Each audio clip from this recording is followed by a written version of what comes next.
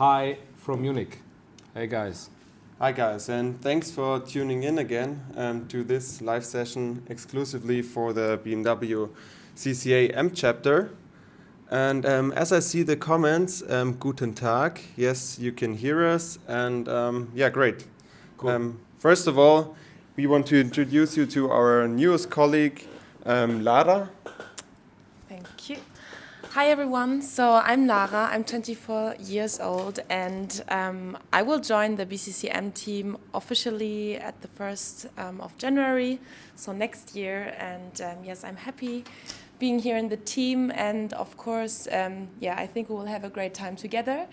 I'm also looking forward to meet you all guys, maybe at the Classic, BMW Classic, or also in other locations. So I'm working for BMW since 8 years now, but yes, that's now my new destination at the BCCM team, and let's see how it will be, but I'm quite sure that it will be great.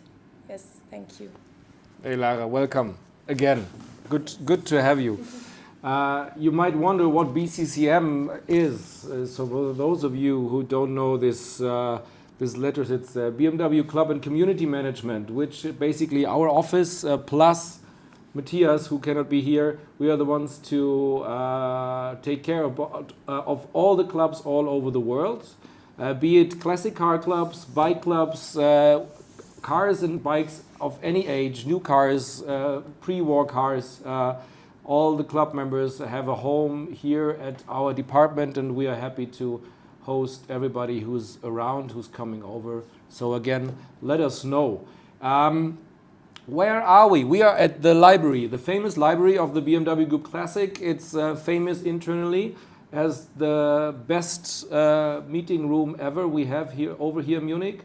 We get quite some requests of internal colleagues who want to rent this one as a meeting room, which we mostly decline.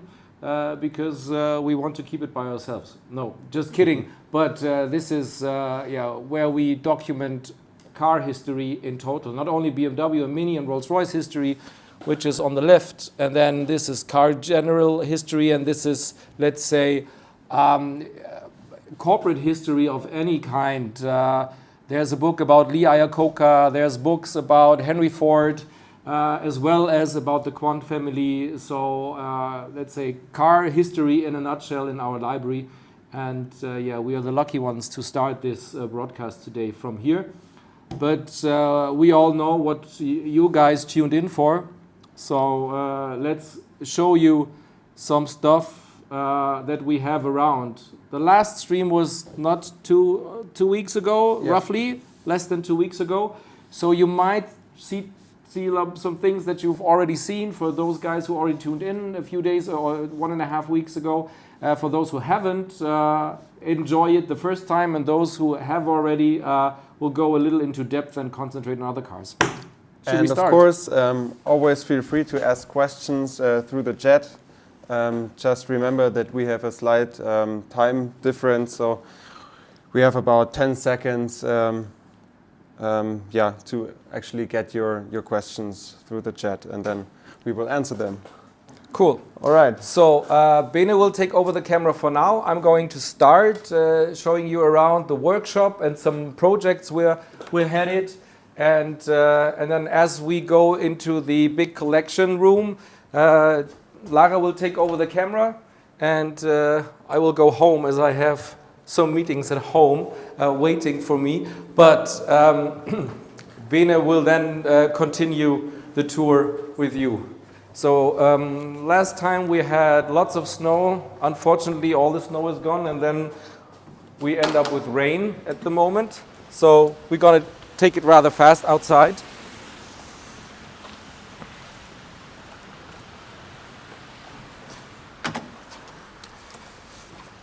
So this is, once again, this is the reception for our customers when they want to bring in their cars or their bikes.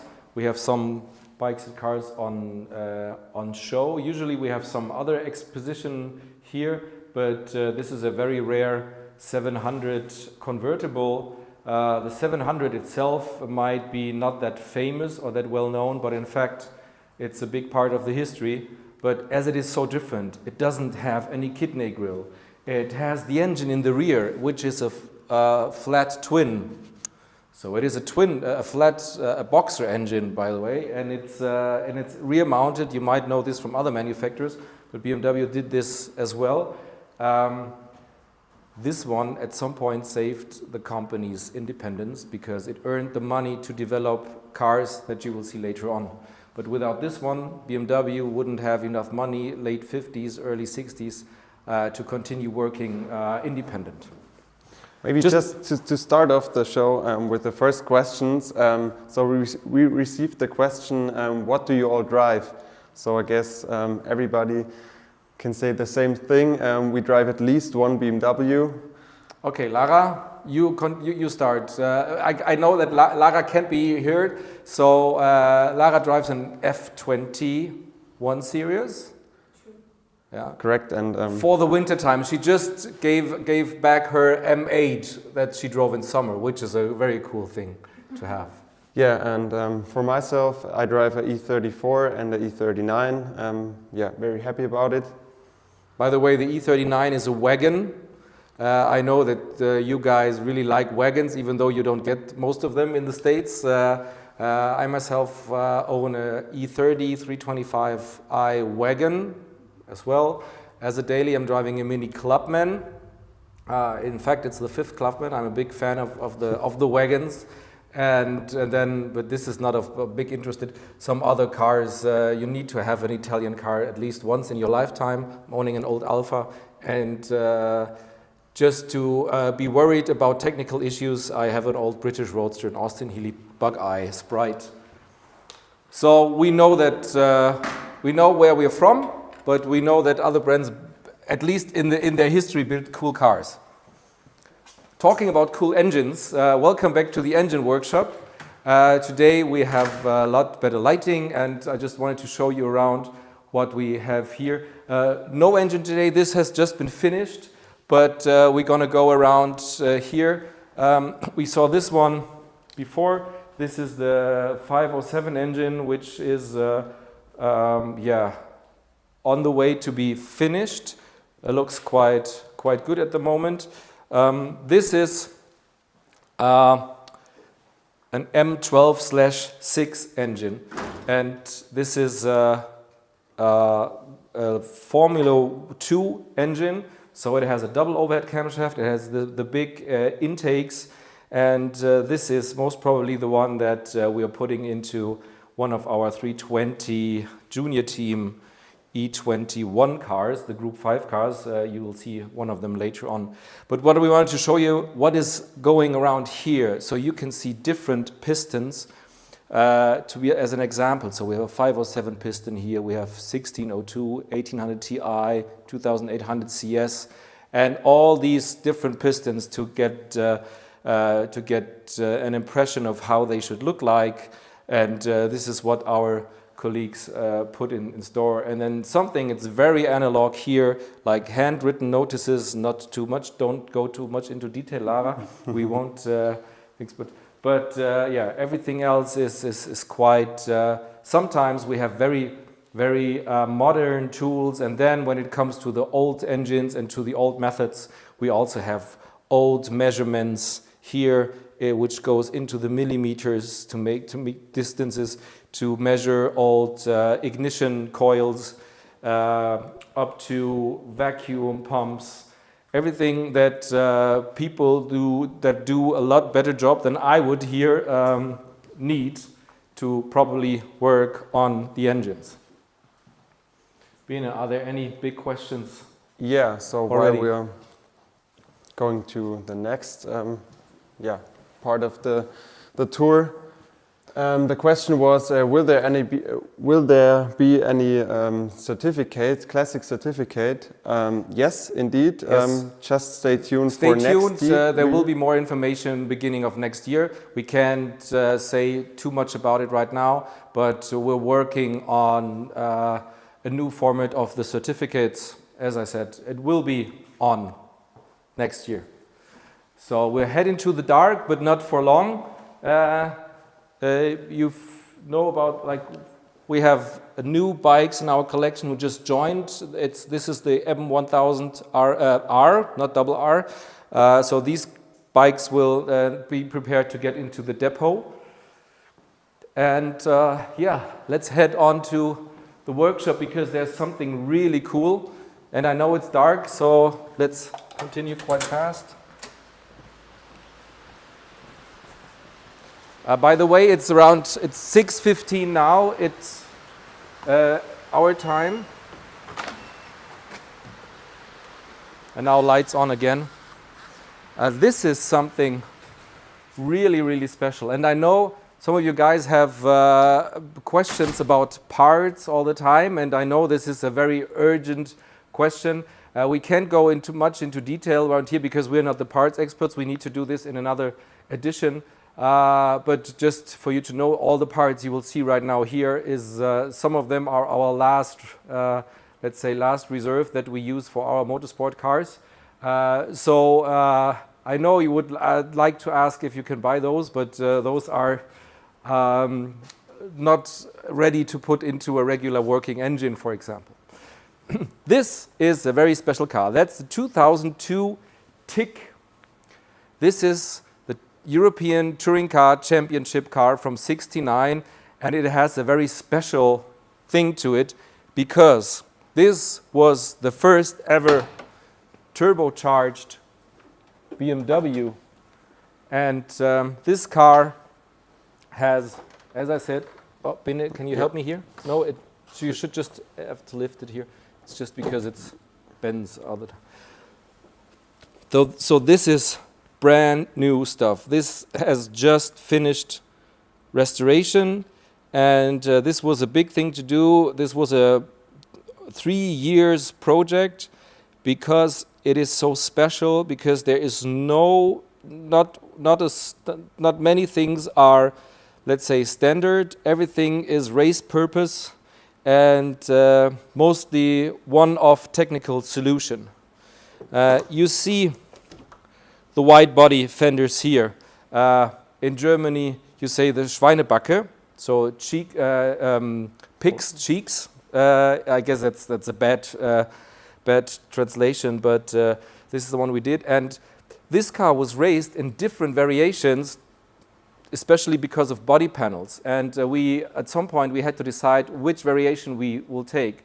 So we took the version we had the most images of a race. So there was a race that we had many images from, and this is where we also put this, and we put this one in this stage back or forth, be it dependent. And this is why we have a big pile of body parts here, because they were in a different specification. So this is why we have the door panels here. This is the back panels. Some of them went underneath the chrome line and some of them went over them. And this is why we had this one put back too. But for sure we will keep this, because at another point of time somebody might decide to have the other stage. So we are ready to do so. But at this moment the car is fully ready to race. In fact, we will put this on a track at some point, and even the interior is in a very cool condition. And we tried our best to raise this, let's say, responsibly, even though we wanted to have the same amount of period correctness. So there are no headrests. There's a period correct ignition stop over there, like with like you have with a buzzer to stop ignition. And then you see the pad on the left of the gear lever. This is simply to block the knee in corners to push out some gears when you're driving into cars really fast. Bene is waving his hand, so there are some questions. Yes, so first of all, of course, the questions regarding parts no longer available, especially for classic M cars. For example, plastic, what does it say? Plastic trim elements. Will BMW Classic consider producing some in-demand parts for popular M models? Yes, so we are always working on it. The problem is, and I would say this, I guess, once in this period, there are so many, let's say, so many factors that come into. But basically, because you guys enjoy our brand and our classic cars so much.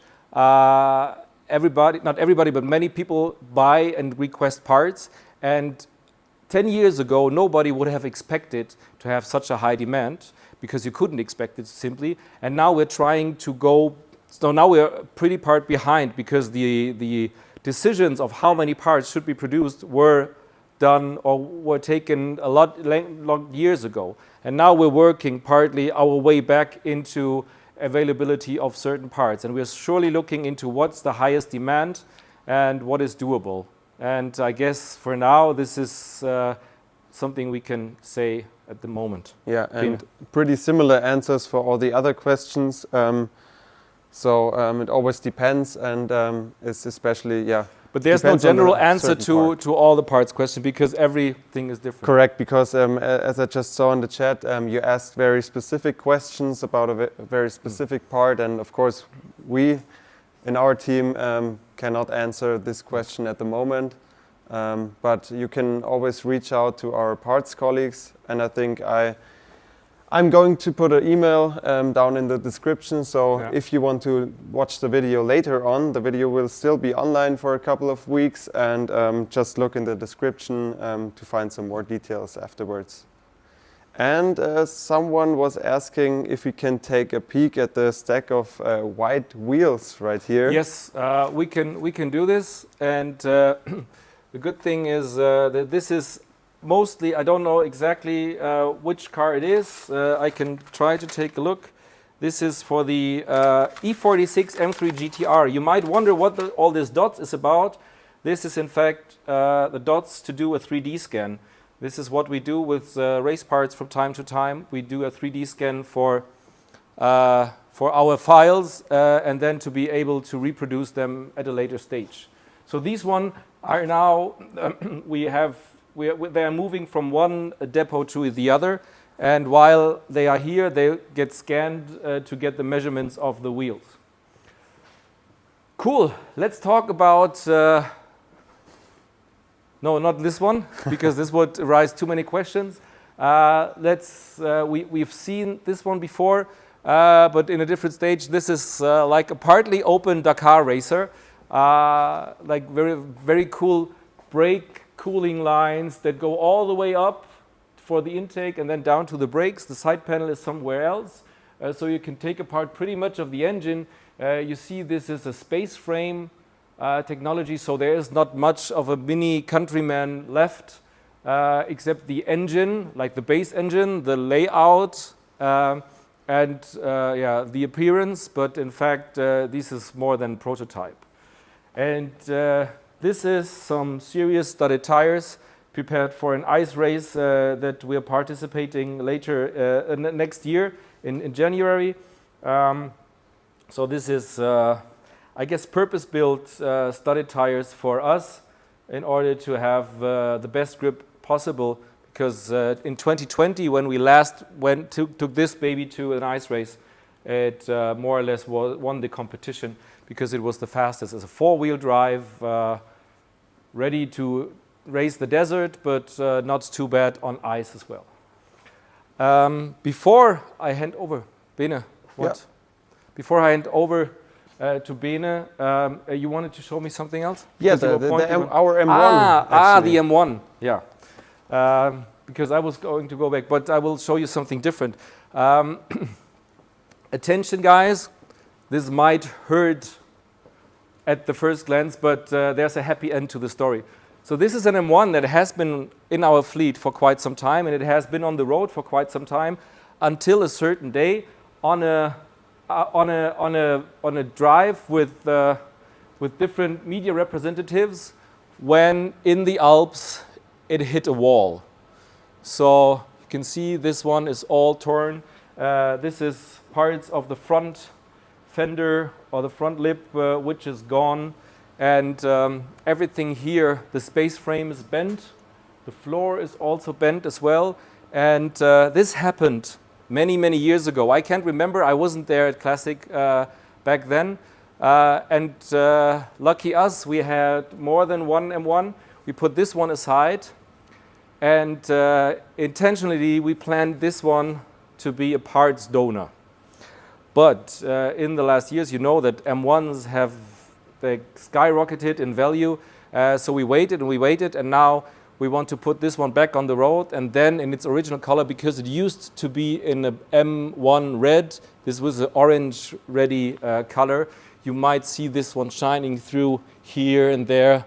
This was the paint it originally was. So we take the opportunity when we're redoing the car fully, then we are putting this one back into its original color.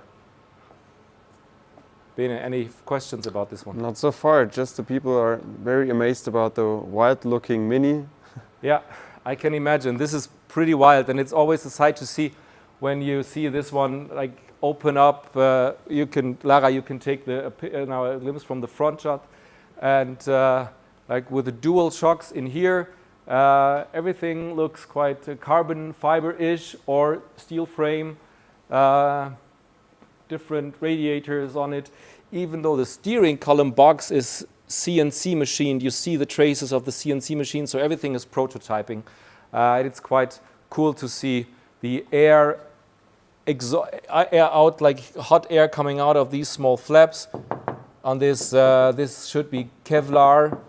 Yeah, amazing technique that they used. This is not too old, but still, it's always nice to see this into detail, and it's hard to see, or like it's rare to have the opportunity to see this one. Bene, even though we don't know much about it, should we show them the engines? Sure, why not?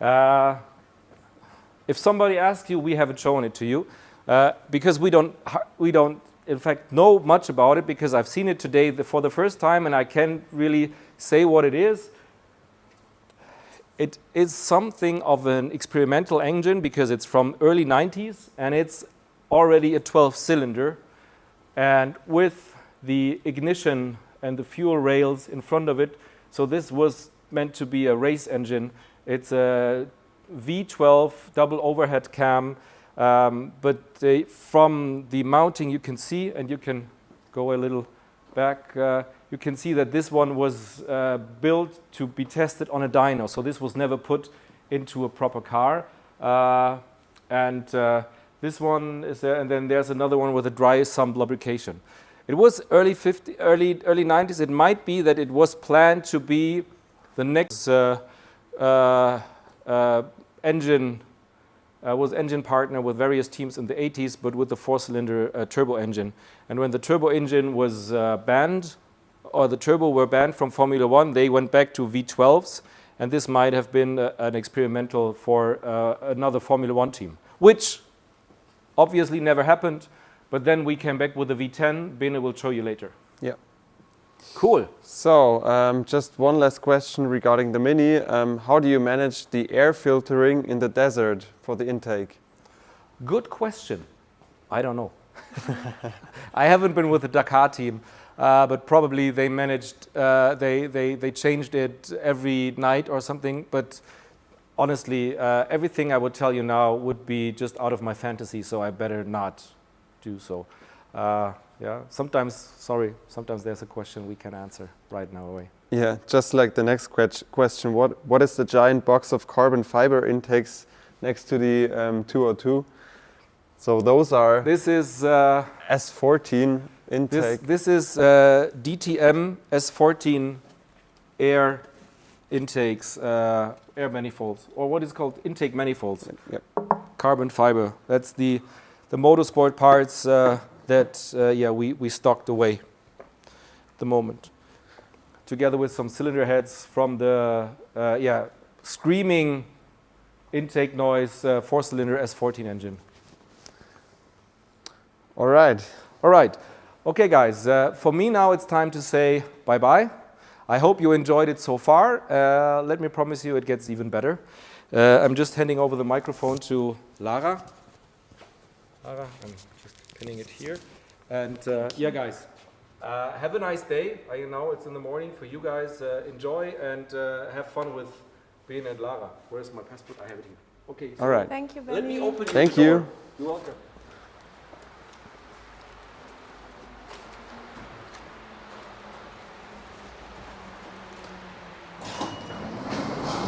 So, bye-bye. See you tomorrow. Okay, so now it's just me and Lara. And yeah, hello again, welcome again to our exhibition hall. Here you can see some of our cars, of our collection cars. So those are not all the cars we have in our corporate collection. This is just a small amount and a changing amount of cars we show to the public. And so in general, we have around about 1,500 vehicles. And of those, 500 motorcycles and 1,000 cars. And we collect cars from the pre-war era as well as the newest cars, of course. So we can tell the whole story of BMW in its past and also in its future. So as we start, you see some old motorcycles, for example, the R32, which is actually the first motorcycle ever produced from BMW in 1923. So it just turned 100 years this year. There was several big celebrations around in Germany and all over the world. So Bene, there was already the first question. Okay. Can we get some information on the tiny green one on the upper shelf in the left corner? Yes, I think you mean the BMW E1, which is actually the first electric car ever produced from BMW. At this time, it was only a concept car, meaning that it never went into serial production. So we have several of them. And at some point they were working just fine, but yeah, back in the days it wasn't the time for this car to be sold on the market for everyone. You can already see some similarities to the E39 and in the inside E36 era, which is kind of interesting, but still, only concept car. All right, and so what we picked up for this session, again, just like before the 1.5 weeks, is the E53 X5 Le Mans. As you can see, it doesn't look like an ordinary X5 back in the days. So this is a 2000, the model year is 2000, and it's a concept car, of course. And the term Le Mans actually stands for Le Mans. Let me just see if, just wait a second. So now it should be openable. Where is it? No, it's hiding somewhere. Just try again. Let's try again, yes. Of course. Now it should pop up.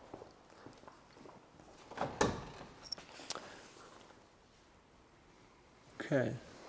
So as you can see, we still have problems from time to time, even though it's a regular X5. But unfortunately, I can pop the hood because the hook is not coming out of the kidney grills. But what you would have expect would be a V12 Le Mans engine, which is out of the famous BMW V12 Le Mans. And at that time, they just want to show what was actually possible in an SUV on a racetrack, meaning you also have a bucket seat and some racing features you only would find in an actual race car. Yeah, so let me just say one thing to the car. Stay tuned for next year, because this car is actually driving again next year at several occasions because of its 25th anniversary.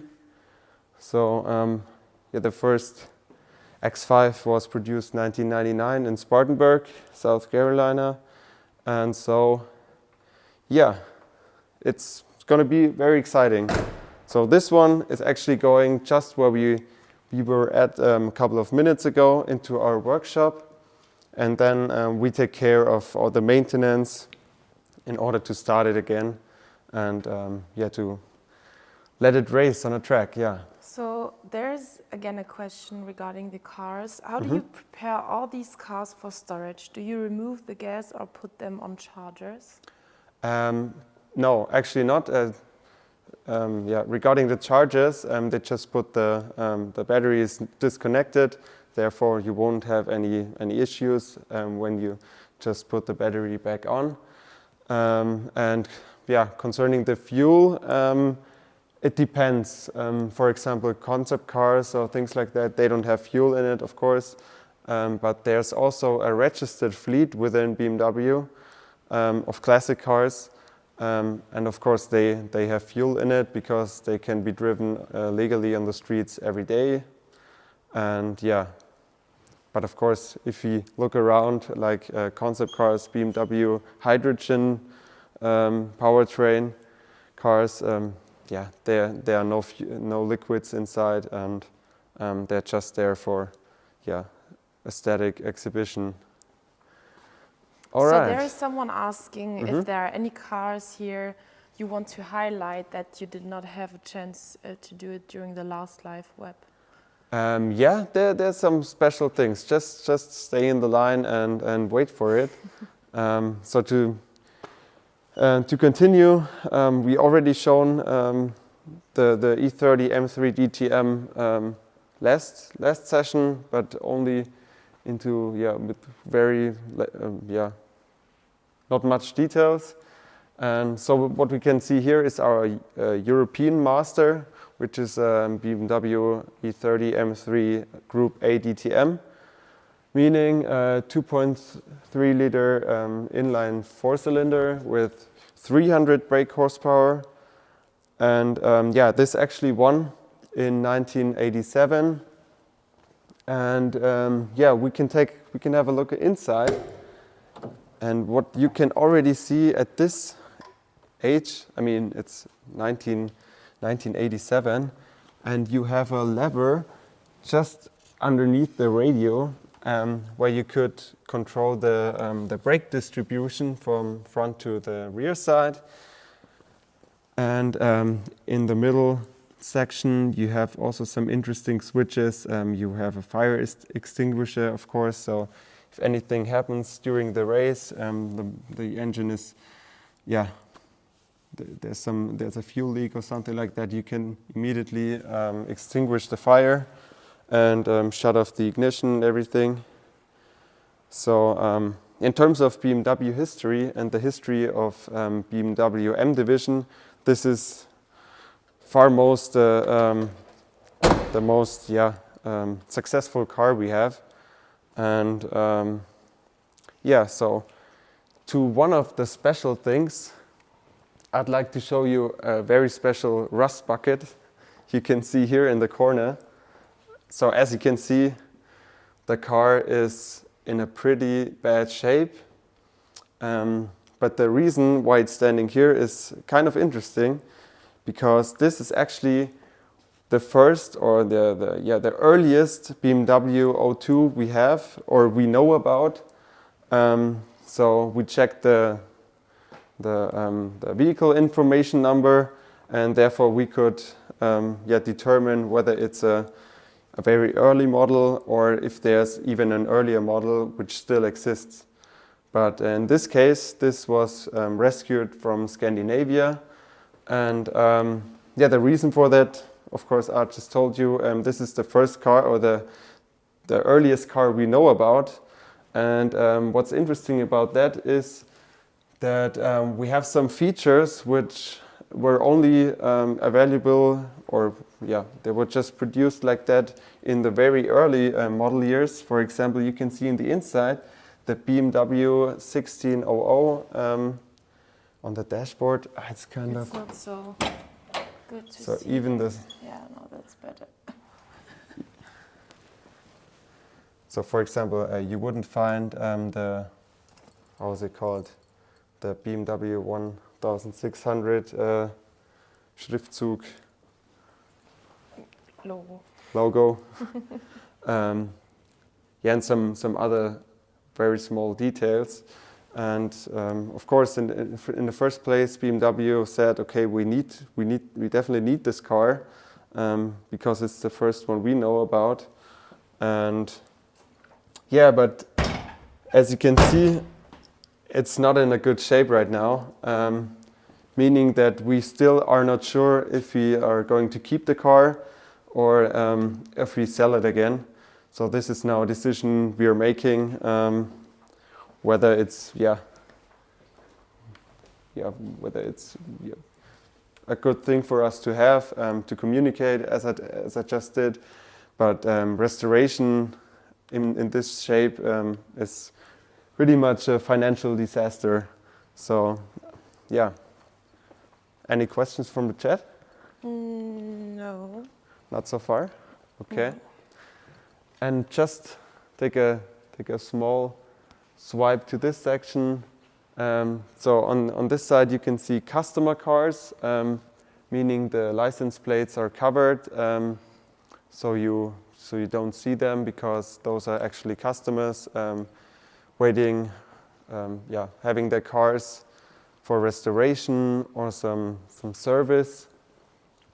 And so as you can see, we have a wild variation from a E46 M3 CSL up to M1 and all kinds of different cars we take care of mechanically. There is one question. Yep. What is under the black cover? The black cover? I'm not sure which one. Yeah, probably you mean the M8 GTE. So this is one of a test vehicles we got from our M division. So this is the third car we have in the collection right now.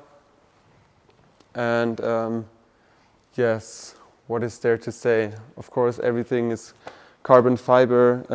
The doors are, I could lift it with one finger.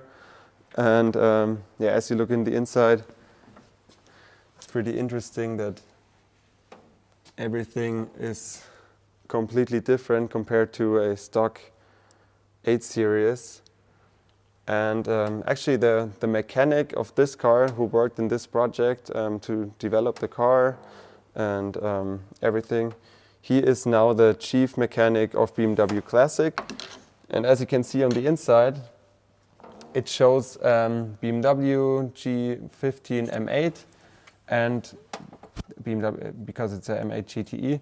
And then you can see Gerda, which is a typical Bavarian name, meaning that this mechanic is always names his cars after traditional names, I would say.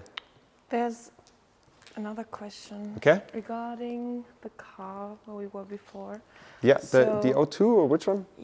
This one. Ah, okay, yeah. So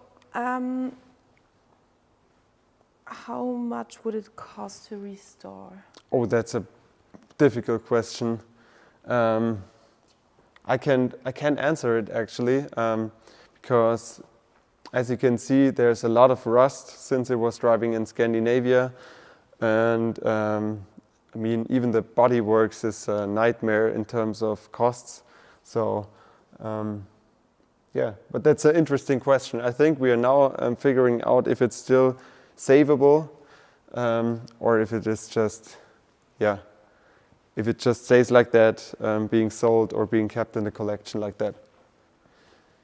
Yes, and one of our heading from the E30 DTM to the the E92 DTM. So this car was developed in 2010 when BMW decided to re-enter the DTM, the Deutsche Tourenwagen-Meisterschaft, after 20 years, because in 1992 they never participated again until 2012. Bruno Spengler, who is still a brand representative of BMW, and he won the race. he won the DTM in 2012, and as you can see, it's kind of like an E92, but not many things about the original car are actually still in the DTM car. So it features a carbon fiber reinforced plastic monocoque with an integrated 120-liter tank in the back. And here the engine, the P66-1, was the first BMW V8 4-liter naturally aspirated back in the days. And which was pretty nice, and we still have the engine today. But today, after the successor of the E92 was the M4 DTM, and then it was turbocharged, of course. And just this year in the 2023 LMDH, it still features the same engine, kind of, which is the P66-3, so the third generation, let's call it like that, even though it is not comparable to this naturally aspirated monster. Yeah. Any questions? No. And maybe just one little detail. As you can see, or as you might expect, the car is very light. So the doors, the windows are of course just plastic, and you always have to, kind of bend them to get the door closed. And if you take a look on the inside, you can see the chassis and the exhaust going just under the entry, and everything is carbon fiber. And this was a very successful car, as I just said. Okay.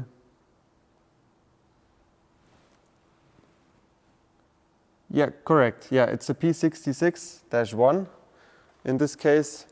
I'm sorry if I said P65.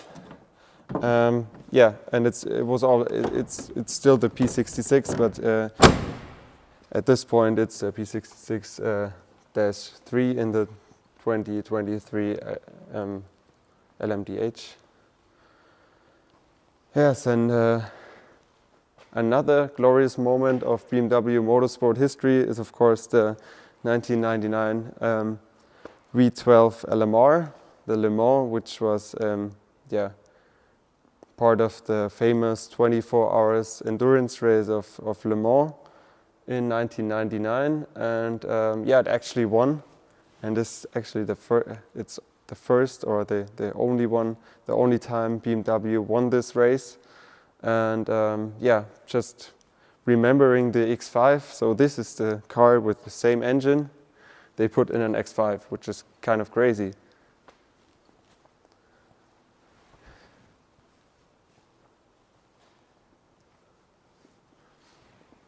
All right, and we just talked about the engine, if you remember, in the engine workshop, the 4-cylinder turbocharged engine, which is actually part of this car. It's not part of the car, but it's the same engine they used in this car. And I have to be honest, I'm not quite familiar with the history about the E21.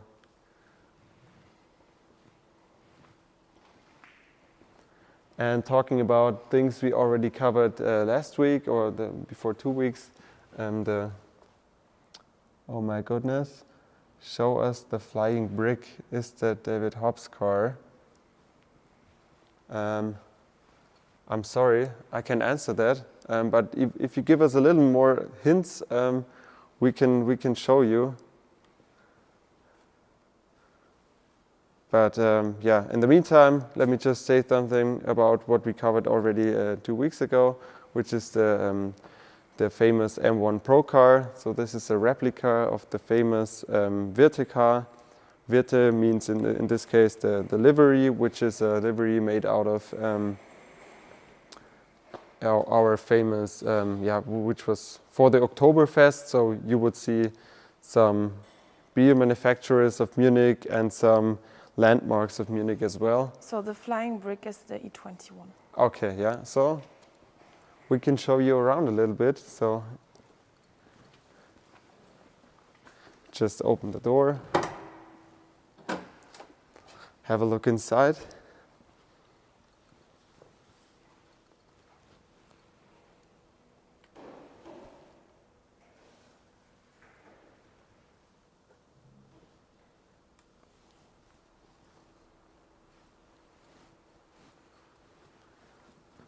So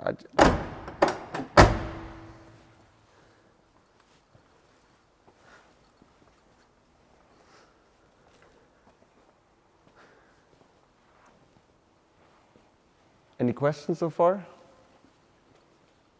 Okay. So heading back to the M1 Wirte.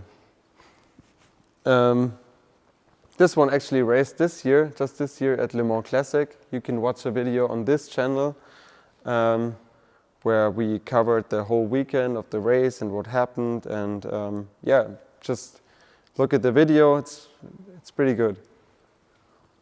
And on the other hand, you will see an F80. So this also expresses that we also take care of modern cars. Since this car was built in 2015 for the Wiesn, the famous Oktoberfest, and they managed to do the kind of the same livery or same style livery on this car, and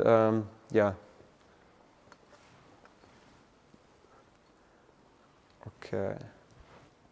Nothing so far? No. Okay, and just to the right, you will see BMW F1 cars. We already covered them in the last week's session, and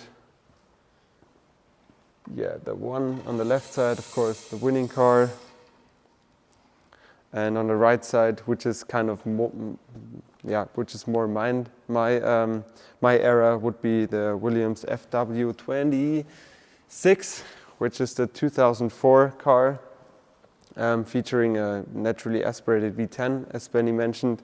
BMW then came back from the V12 and installed a V10 engine in their Formula One cars. And what is interesting about this car is there's some features, for example, the full speed control, which is a button located on the steering wheel. You could adjust if the car is still accelerating in the corners while you already were braking. So this was a GPS tracked system, and at each track you would have the car recognizes the corner and could adjust the amount of throttle already, even though you were not, you were already braking. The car would still go in full throttle because it knows, okay, in this corner we can go as a certain speed. So, there is a new question. Do you have any art cars? Art cars? Unfortunately, none of them are currently here at the Classic. So from time to time we see the M1 from Andy Warhol here in this hall, but unfortunately right now we don't have any art car. So one of the art car is always in the BMW museum, and they're changing them every week. So if you come to Munich, just visit the BMW museum. You will see a lot of different things like an art car. Any M5 race cars in the collection? M5 race cars? No. So M5, in terms of M5, we could only show you our E60 M5 here on the left side, the blue one. So this is a earlier model, so it's a pre-LCI E60 M5, and unfortunately just with the SMG, but we never had the manual here in Europe. And yeah, this car is actually registered. As you can see, it has license numbers on it, meaning that we could just book the car within our system, take the key, and go for a spin, which is great. How many cars do we have outside of this room? Outside of this room, meaning in our collection? I assume yes, so it's not written there. But Yeah, so probably if I'm just counting through our rows, minus 50 cars, let's say like that. There's still 950 cars in our collection in a secret depot where we store all those vehicles. I think that should basically answer the question. Yeah, and another question? yeah, there was just, is there a E46 GTR behind the F1? Correct, yeah. I know we already covered this one also last week, but if you're asking about it, we can of course show it to you. So the E46 M3 GTR, which was everybody's beloved vehicle in the mid-2000s when Need for Speed Most Wanted came out. I think you all noticed that this is the same car, just without the livery. So this is the street version of the GTR, and they only produced less than 10. And yeah, we still have 2 of them in our collection. And yeah, this is one of them. And as you can see, it's pretty much a regular E46 from the inside and from the main body parts and from the shape. But of course, I think you might already know what's under the hood. But for those who not, this would be a V8, the P60 instead of the S54, of course. And you can already see some similarities to the E39 M5, which is the intake manifold, of course. And in the street legal version, it made around about 350 horsepower. Correct me if I'm wrong. And yeah, and they had to build the car in order to homologate it for the race. And yeah, so those were the 10, let's say 10 cars they made in order to get homologation for every market. And which is also for the odd looking bumpers. As you can see, they're pretty long. And one of the reasons is of course aerodynamics. And on the other hand, it's simply for homologation reasons because yeah, the race car was just the same, and for the street legal car they had to do just the same.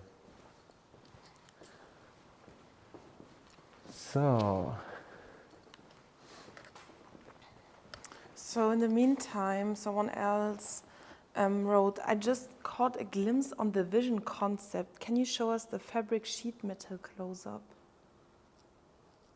The vision concept, you mean the connected vision connected drive? Yeah, of course. Of course we can do that. So as I said from the beginning, we also collect prototypes, meaning concept cars like this.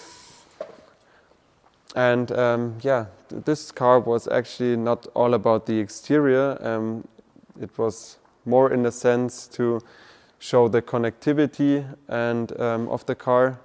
So what we now know as BMW Connected Drive. This was kind of, yeah, an early example of how connectivity could look like. So you would have a head-up display and I think some connectivity features like we see in the current cars. And the question was about the body, right? The sheet metal. So this is actually metal, And I think if you don't have any questions, we can move on. There are some. So, is that an E24 next to the E60? Please show it. Yes, of course. I'm just trying to avoid the cars we already showed 2 weeks ago, but never mind, we can just have a quick look at this car. Yes, E24 M6 35 CSI. And special thing about that car is that it is very low mileage. So as I just look in the, okay, it says 3,200 kilometers. So it's brand new. So this would have been the actual look of a new car back in 1985. As you can see, the leather without scratches or anything. And the reason for that the car is such a low mileage car, is that this was a museum's car.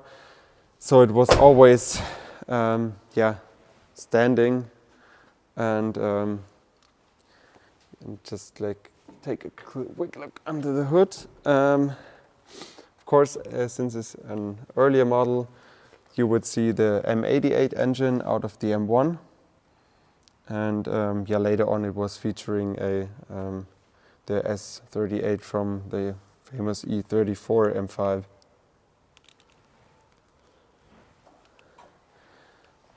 Yeah, that's really a nice car and hasn't been driven for ages, and I don't think it would be possible to drive it without any service because of the age and the low mileage.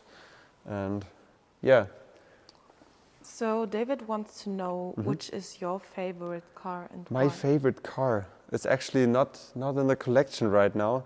It would be E36 M3, the Euro version. And there we have some nice E34 M5s as well, some pretty special ones. But unfortunately, they're not there at the moment. And I would say between those two, I would say the E39 M5. You all know we have a 1/1 piece, which is the chrome shadow E39 M5 with the cinnamon interior, which is kind of like my favorite and dream car.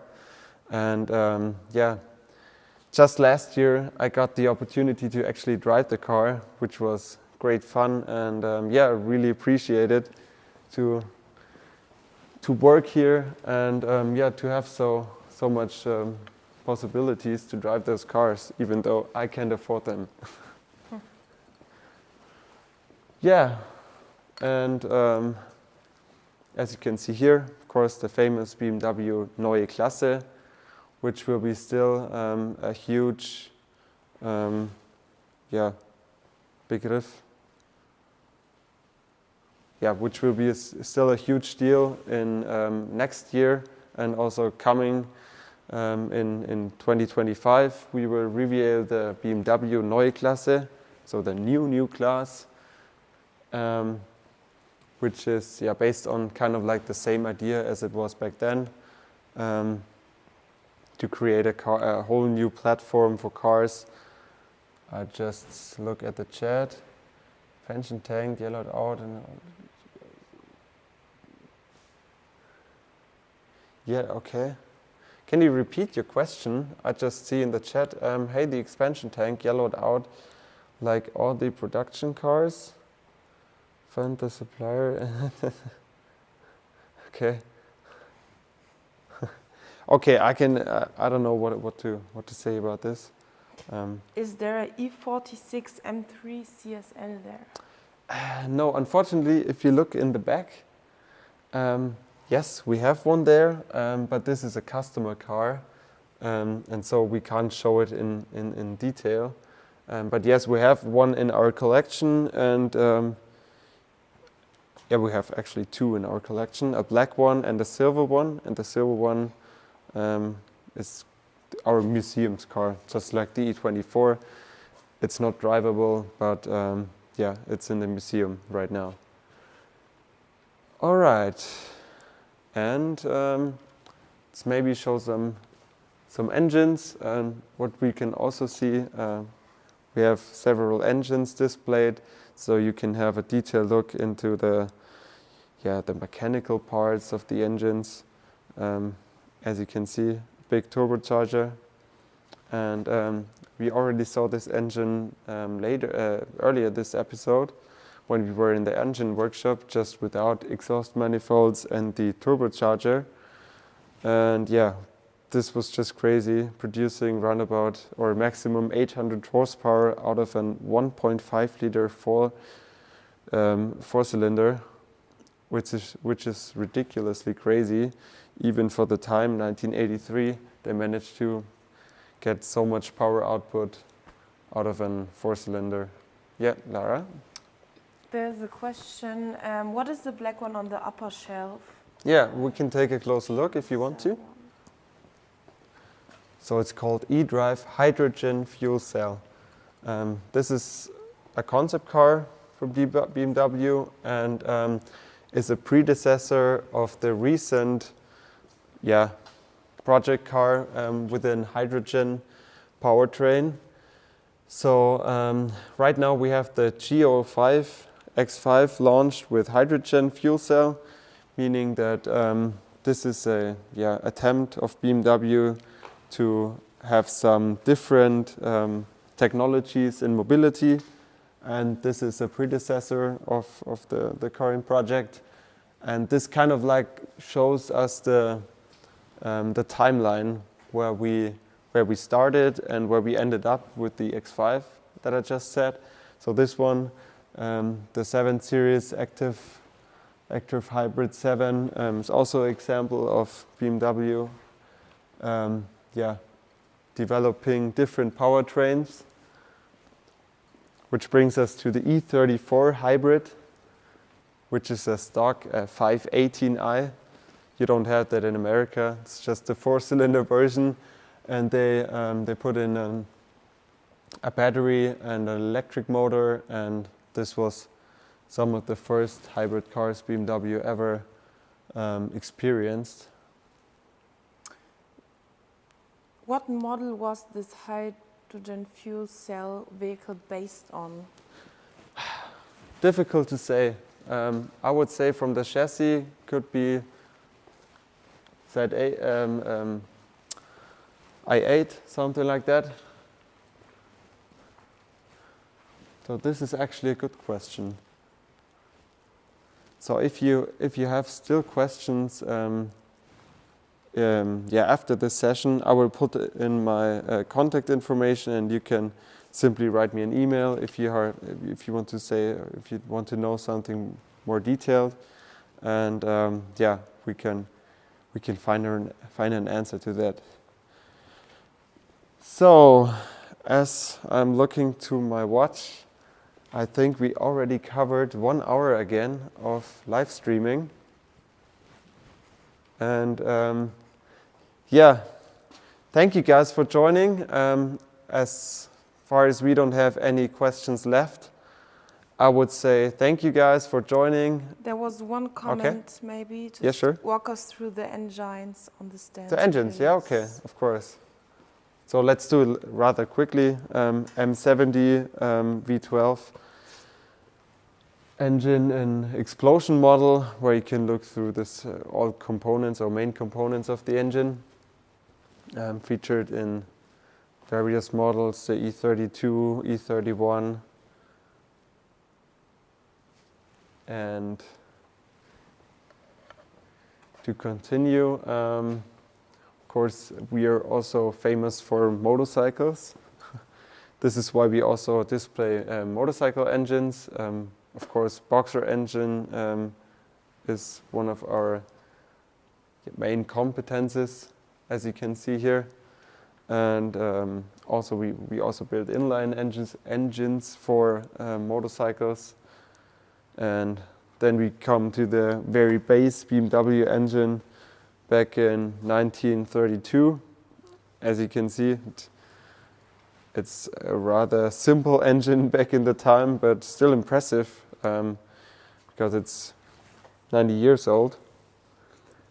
And this was kind of like top-notch at this point, because you would have how's it called? I'm not sure. It's similar to an Hemi engine, as you know from American muscle cars. So the cylinder head is kind of a half kugel, half bowl shape, and also the piston, as you can see in the back, is of course also shaped like that. So it matches perfectly. And yeah, you would get a 6-cylinder engine with roughly 2 liters of displacement. And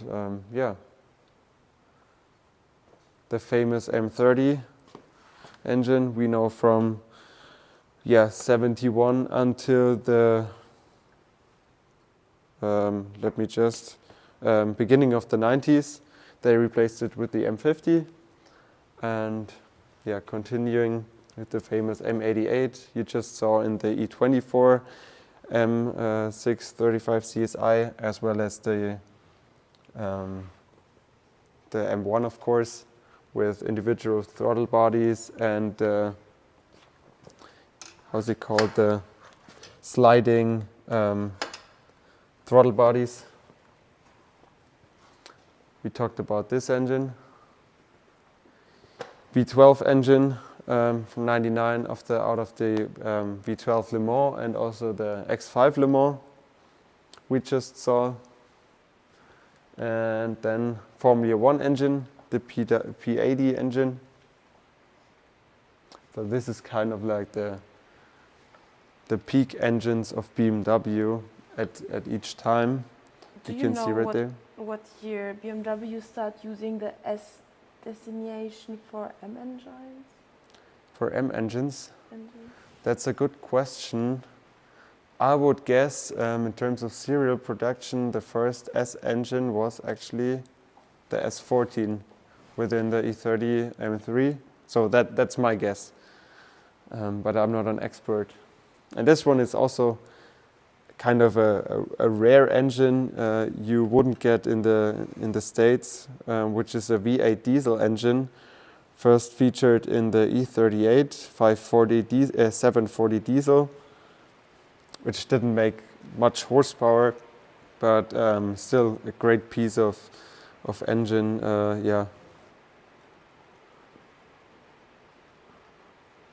And right next to them you would see mini engines. So this is the first Cooper S engine, which was a supercharged 1.6 inline 4, and this is also mini engine.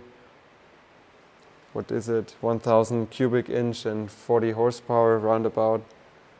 And right next to it, even though it looks like a boat engine, it's actually a Rolls-Royce engine, a 12-cylinder with 7.4 cubic centimeter, 7.4 liters of displacement. And as you can see, here it shows BHP, and the term they used was just sufficient. So this is rather funny. All right, so Lara, any questions left? No. So thank you guys for joining. I'm very happy to host this session with you.